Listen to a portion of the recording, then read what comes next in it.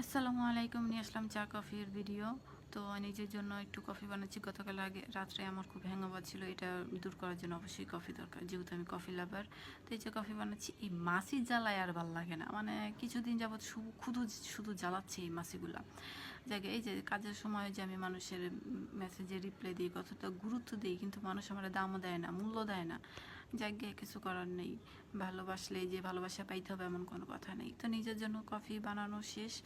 আমি ওই যে অনেক তিতা করে নিচ্ছি। কেন তিতা করে খাই জানেন? এই যে তিতা করে বানাচ্ছি, তারপরে উপরে একটু ওই যে ডিজাইন করব ছিটা ফোটা দিয়ে, এই যে মুখে যখন এই চুমুকটা দিব, তিতার যে ভাবটা আসবে, এই তিতার ভাব, মনে করেন আপনার জামাইয়ের মুখের ভাষা তিতা চেয়ে এই তিতা কিচ্ছু না, বিশ্বাস করেন কিচ্ছু না।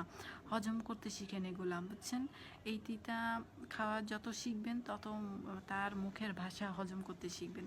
তো এই যে নিজের জন্য কফি বানানো শেষ, আমার আম্মু আবার বায়না করছে চা খাবে, তো তার জন্য আমি আবার 1 কাপ চা বানাচ্ছি। তো চা বানাতে বানাতে আমি একটু ভিডিও করে নিলাম, যেহেতু আমি কিচেনেই ছিলাম। তো এই যে সুন্দর হাওয়া বাতাস খাচ্ছি, এর উপরে আমার আম্মুর চা হয়ে গেছে। যেহেতু আম্মু আবদার করছে, চা তো খাওয়াইতে হবে, বুঝেন না, মা বলে কথা। আসসালামু আলাইকুম।